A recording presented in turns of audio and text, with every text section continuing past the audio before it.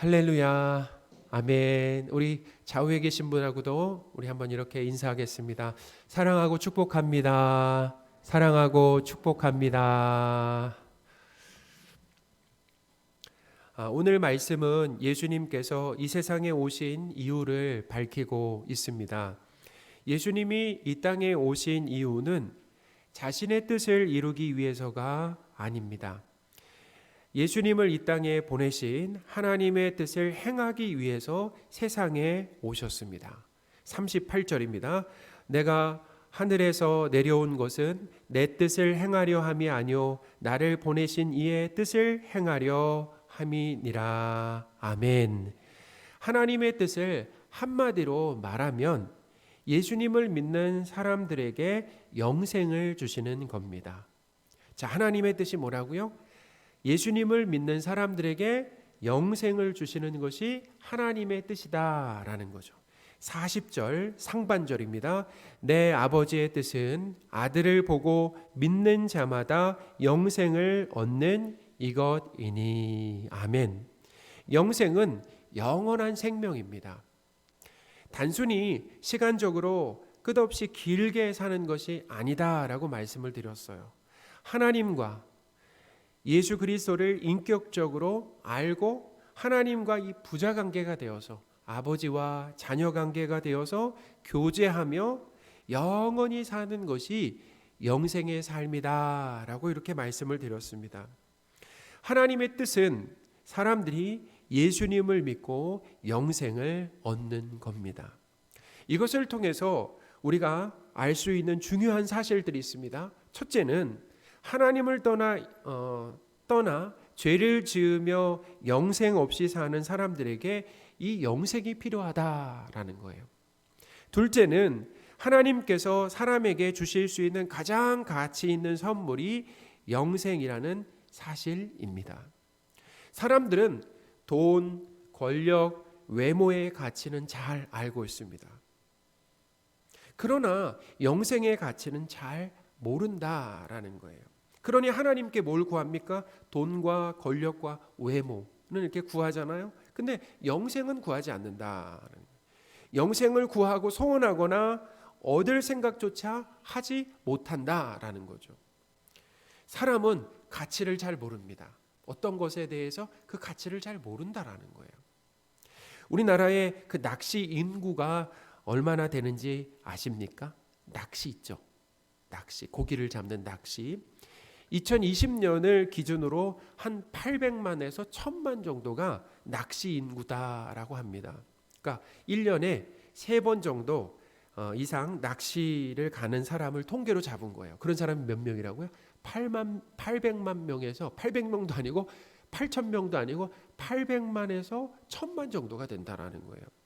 우리나라의 삼면이 바다로 둘러싸여 있어서 그런지 낚시 인구가 참 많습니다.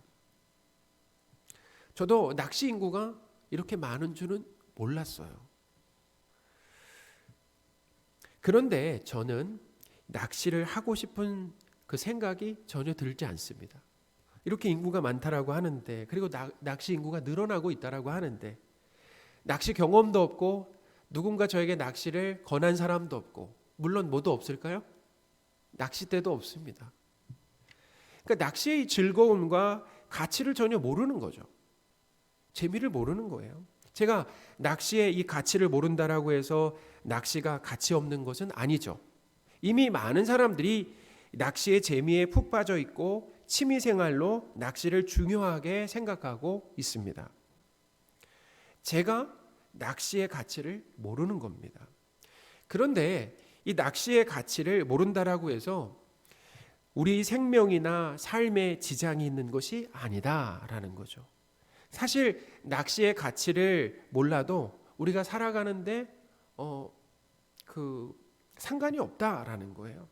그런데 인생에서 중요하지만 정작 그것의 가치를 모르고 살다가 후회하는 것들이 있다라는 겁니다. 자, 예를 든다면 젊음이죠. 우리 나이 드신 어르신들이 젊은 사람들을 보면 뭐라고 얘기합니까? 뭐라고 얘기하세요? 자주 하는 얘기가 있죠. 좋을 때다라고 이렇게 얘기를 하잖아요. 그 젊음이 좋을 때라는 거예요. 그런데 젊은이는 이 젊음의 가치를 잘 모릅니다. 그때는. 언제 알게 되는가? 젊음을 잃고 나서야 젊음의 가치를 알게 된다라는 거죠. 건강도 마찬가지입니다. 건강은 건강할 때 챙기고 지켜야 된다라고 하잖아요. 근데 건강할 때는 이 건강의 가치를 모르고 살다가 건강을 잃고 나서야 건강의 중요성을 알게 된다라는 거예요. 그러니까 사람이 참 어리석죠. 이 가족의 중요성도 마찬가지입니다. 일과 여러 가지 그 삶의 분주함으로 가족과 함께 하는 이 시간을 뒤로 계속 미루다가 결국에는 기회를 잃고 후회하게 되는 일들이 우리 주변에 많이 일어나고 있다라는 거죠. 인생에서 이 젊음, 건강, 이 가족의 가치를 모르면 결국에는 뭐 하게 된다라고요? 후회하게 된다. 그런 면에서 낚시의 가치보다는 훨씬 더 중요한 가치죠. 그럼 영생은 어떤 가치를 갖고 있는가? 영생이라고 하는 것은 바로 죽고 사는 문제가 거기에 다 걸려 있다라는 겁니다. 죽고 사는 것이 거기에 걸려 있다라는 거예요. 아주 중요한 문제죠. 그런데 사람들은 영생의 가치를 잘 모릅니다. 무엇이 가장 중요하고 사소한 것인지 가치 판단을 정확하게 하시는 하나님이 보실 때, 하나님은 어떤 분이라고요? 가치 판단을 정확하게 하신다라는 거예요. 무엇이 가장 중요하고 사소한 것인가라고 하는 가치 판단을 정확하게 하시는 하나님께서 보실 때, 하나님을 떠나서 죄를 지으며 생명 없이 사는 사람들에게 제일 필요한 것은 영생이다라는 거예요. 할렐루야. 그러니까 영생을 주시려고 하는, 예수님을 통해 영생을 주시려고 하는 것 아니겠습니까? 가장 중요한 것, 가장 필요한 것을 주시려고 하는 거다라는 거예요. 하나님께 내 필요와 문제만 해결하고 하는 것은 아닌지, 먼저 하나님과 부자관계를 맺는 것이 중요하다라는 겁니다. 사람들은 돈, 권력, 지식, 외모, 이성, 그리고 성공, 이 건강 등을 중요한 가치로 정해서 그것을 얻기 위해서 동분서주하고 있습니다. 그러나 돈보다 더 중요한 이 가치가 무엇인가? 그것은 생명과 영생이다라는 거예요. 우리는 요즘 이 코로나 가운데 우리 삶의 가장 중요한 가치가 바로 이 건강과 생명이다라고 하는 것을 우리가 실제로 몸으로 경험하고 있다는 거예요. 자, 보세요. 활동을 제한합니다. 근데 정부에서 활동을 제한하는 것을 조심하죠. 되도록 그래도 사람들이 이렇게 경제 활동을 하도록, 사회적인 활동을 하도록 하잖아요. 그런 이유가 무엇입니까? 경제에 타격을 입을 수 있기 때문에, 경제 손실을 입을 수 있기 때문에 이 국민들, 코로나지만 그래도 제한을 하지 않으려고, 삶을 제한하지 않으려고 하는 것 아니겠습니까? 근데 그럼에도 불구하고 이렇게 삶을 제한하면서 경제적인 어떤 침체가 오는 상황을 볼 때 무엇이 중요한가? 경제보다 뭐가 중요한 겁니까? 국민의 건강과 뭐가 중요한 거야? 생명이 중요하다라고 하는 것을 우리는 이 코로나 상황 가운데 경험하고 있다라는 거예요. 우리가 돈을 원하는 만큼 얻어도 죽으면 아무 소용없는 거 아니겠습니까? 많은 이 재물과 권력이 있어도 해결할 수 없는 것이 바로 뭐냐면 이 죽음의 문제다라는 거죠. 죽음. 죄로. 그러니까 이 죽음의 문제는 성경에서 어떻게 비롯되었습니까? 죄로 인한 형벌로 사람에게 죽음이 왔다라고 이렇게 얘기하잖아요. 많은 돈과 권력과 성공도 죽음을 막을 수 없다라는 거예요. 죽음을 막을 수 없다. 죽음을 막을 수 있는 것은 영생밖에 없다라고 성경이 이야기하고 있습니다. 죽음은 그리스도께서 주시는 영생을 파괴할 수가 없다라는 거예요. 39절 말씀입니다. 제가 읽어드리겠습니다. 나를 보내신 이의 뜻은 내게 주신 자 중에 내가 하나도 잃어버리지 아니하고 마지막 날에 다시 살리는 이것이니라. 아멘. 영생을 소유한 사람은 죽음을 이기고 다시 살아나게 되어 있습니다. 자, 뭘 이기고 살아나게 되어 있다고요? 죽음을 이기고 다시 살아나게 되어 있다. 자, 뭘 소유한 사람은요? 영생을 소유한 사람은 죽음을 이기고 죽음까지도 이기고 다시 살아나게 되어 있다라는 겁니다. 영생을 소유한 사람들에게 이 현세와 내세에 나타나는 중요한 특징들이 있습니다. 먼저 죽고 난 이후에 나타나는 특징이 있는데요. 그 특징이 뭐라고요? 바로 부활이다라는 거예요. 예수님께서 다시 오실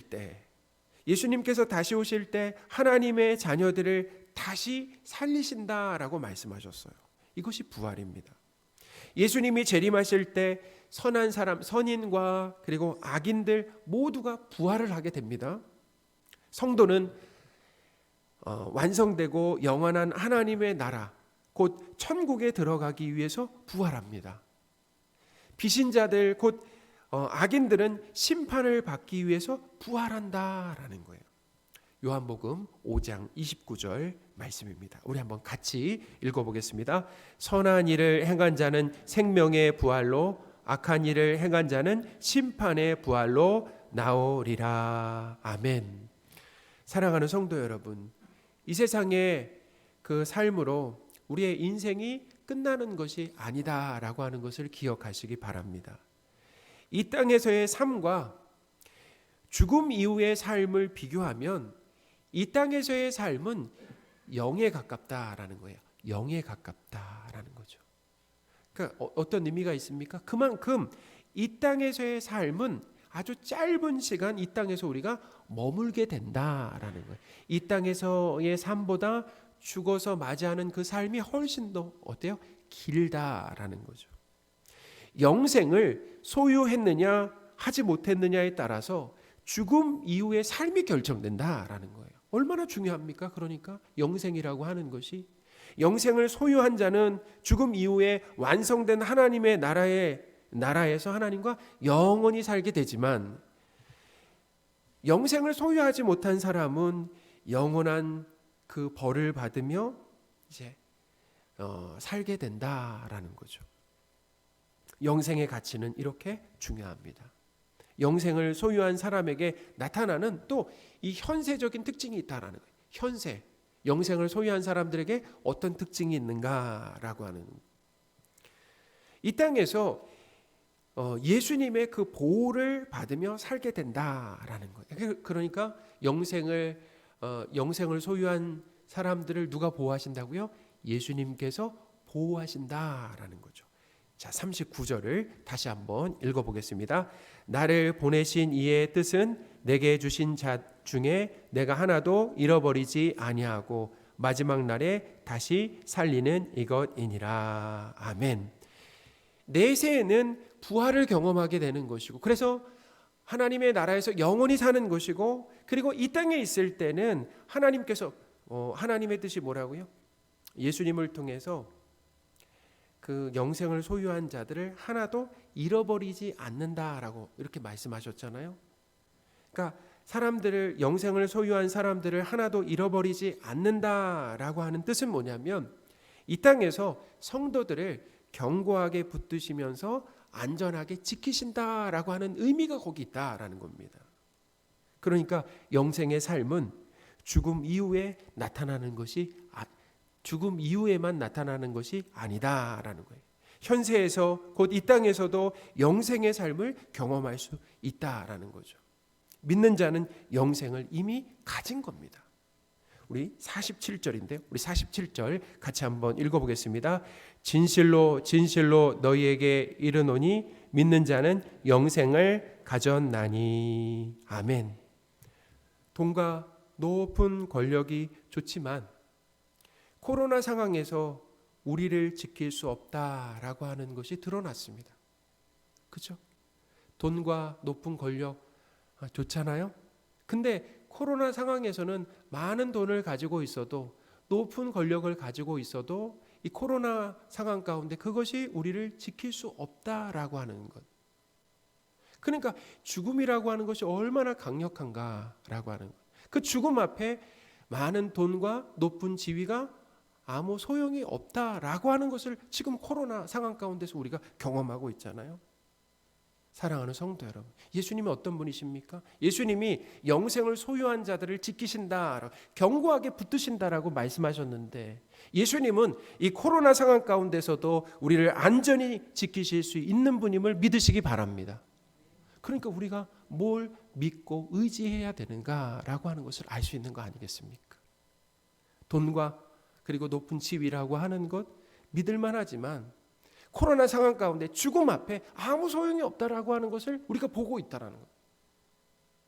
그러나 코로나 상황 가운데서도 우리를 지키실 수 있는, 넉넉하게 지키실 수 있는 분이 바로 하나님이다라고 하는 것이 드러나고 있다라는 거예요. 사랑하는 성도 여러분, 하나님과 자녀로 영원히 연결되었다라고 하는 것이 하나님께 받을 수 있는 가장 큰 복임을 기억하시기 바랍니다. 이것이 가장 큰 복이다라는 거예요. 고아는 내 인생을 내가 책임져야 하기 때문에 어린 시절부터 고달픈 인생을 살아가게 됩니다. 고달파요. 하지만 아버지가 계시면 아버지가 자녀의 인생을 책임져 주시기 때문에 어린 시절부터 평안하다라는 거죠. 하나님께서 이 성도들을 현세나 내세에도 책임져 주시기 때문에 육체적인 죽음이 가까이 와도 우리는 성도들은 뭐 할 수 있다라는 겁니까? 안심할 수 있다라는 거예요. 얼마나 우리가 죽음 앞에 작아집니까? 죽음 앞에 우리가 할 수 있는 일은 아무것도 없어요. 그렇지만 영생을 소유한 자들은 죽음을 극복할 수 있다라는 거예요. 죽음을 통해 어디로 가는 겁니까? 죽음의 문을 열고 하나님께서 마련하신 영원한 하나님의 나라로 들어가는 거예요. 그러니까 우리는 죽음을 더 이상은 두려워할 필요가 없다라는 거죠. 사랑하는 성도 여러분, 우리의 삶을 돌아보면 좋겠습니다. 예수님은 자신의 필요를 채워주시려고 예수님께 나온 사람들에게 영생의 가치를 가르쳐 주셨습니다. 또한 이 영생을 얻을 수 있는 방법도 가르쳐 주셨어요. 영생이 얼마나 가치 있는 것인지, 그리고 영생을 얻을 수 있는 방법이 무엇인지에 대해서 정확하게 가르쳐 주셨다라는 거예요. 그 방법이 무엇입니까? 바로 생명의 떡이신 예수님을 먹는 겁니다. 먹는다라는 거예요. 예수님은 자신이 생명의 떡이다라고 말씀하셨어요. 48절입니다. 우리 48절 같이 한번 읽어보겠습니다. 내가 곧 생명의 떡이니라. 아멘. 이 생명의 떡이라고 하신 것은 예수님이 살아있는 떡이고 영생을 주시는 떡이다라고 하는 의미가 거기 담겨 있습니다. 예수님은 생명의 떡이신 자신을 먹으면 그 먹는 사람은 영생한다라고 말씀하셨어요. 51절인데요. 51절 말씀 상반절 같이 한번 읽어보겠습니다. 나는 하늘에서 내려온 살아있는 떡이니 사람이 이 떡을 먹으면 영생하리라. 아멘. 사람은 외부로부터 이 물과 음식이 몸 안으로 들어와야 힘을 얻을 수 있는 것처럼, 에너지를 얻는 것처럼 생명 없는 사람에게 그러니까 생명의 떡이신 예수님이 들어와야 영생을 얻을 수 있다라는 겁니다. 예수님이 이렇게 쉽게 설명을 해주시는 거예요. 생명이 없어요. 우리에게는 생명이 없으니까 어떻게 해요? 죽는 거죠. 근데 그 생명 없는 우리에게 생명을 주신, 생명이신 그 생명의 떡이신 예수님이 들어올 때 우리가 뭘 얻게 되는 거라고요? 영생을 얻게 된다라는 겁니다. 요한복음은 생명의 떡이신 예수님을 먹는 것을 믿는 것으로 또 영접하는 것으로 설명하고 있습니다. 우리 47절 말씀을 다시 한번 읽어보겠습니다. 진실로 진실로 너희에게 이르노니 믿는 자는 영생을 가졌나니. 아멘.